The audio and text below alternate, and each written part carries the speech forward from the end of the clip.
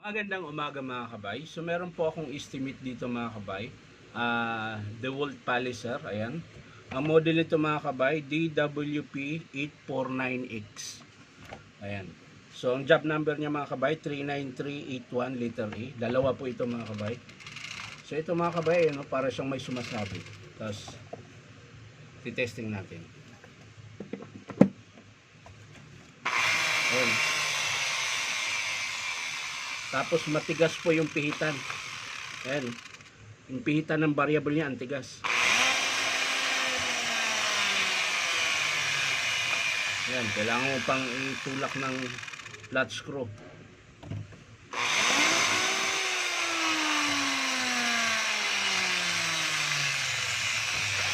Gumagana siya mga kabay, kaso lang masiklab.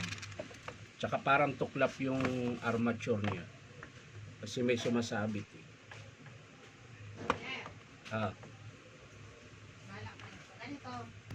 So yan mga kabay, natanggal ko na po yung takip. So titingnan natin, papaandar rin natin para makita natin kung masiklab.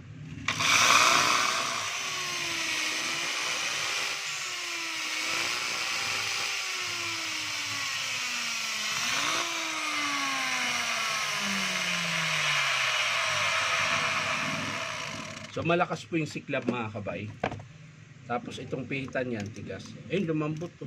Alikabok lang pala yun mga kabay. So lilinisin ko lang yan, hindi ko na isama sa estimate. Ayan o, dami alikabok. Titingnan na lang natin yung armature mga kabay kung bakit masiklab siya. Ayan. So yan, mahaba pa po yung carbon nya. Palagay ko may tuklap to mga kabay dahil para siyang may tumutunog na iba eh. Parang sumasabi.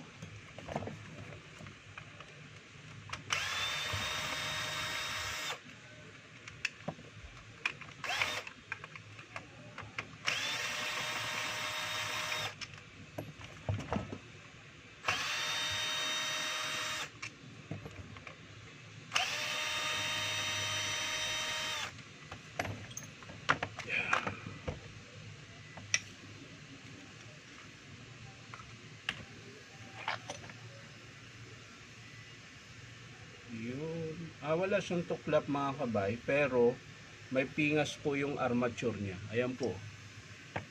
Yan po yung sira. So, yung tumutunog,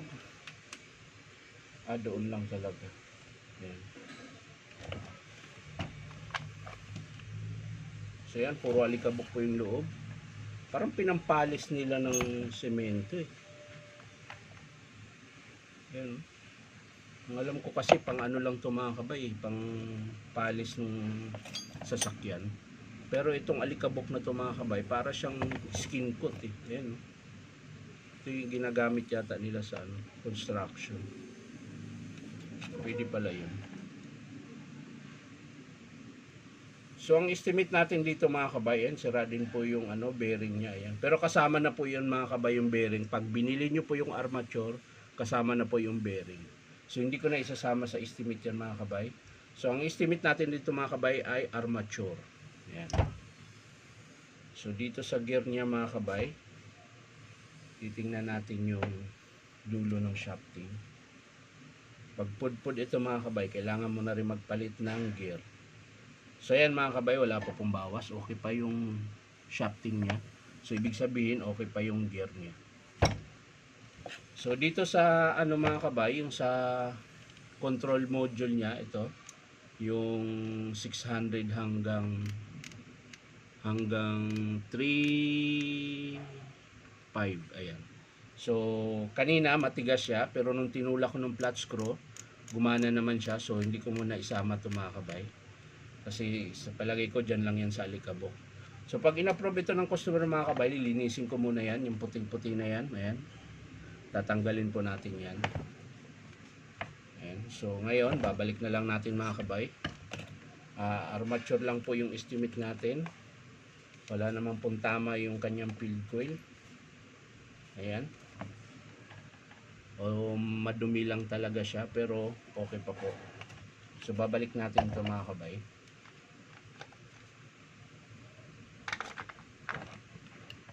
Yan.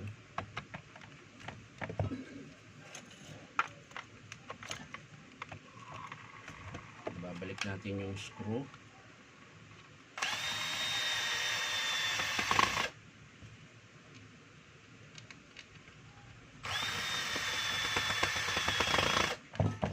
So yan mga kabay, sa mga nagtatanong kung saan banda yung pinapasukan ko, dito po kami sa 530 T. Alonso, Santa Cruz, Manila. Ayan.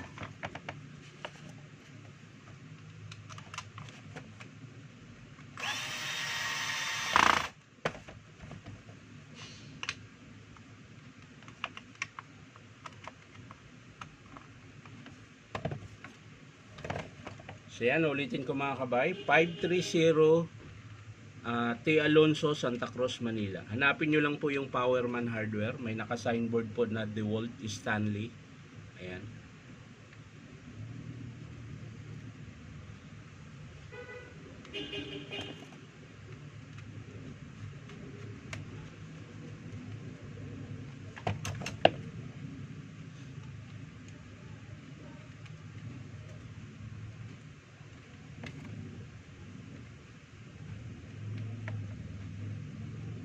Pumasok ka na. Ayan. So isasara na natin.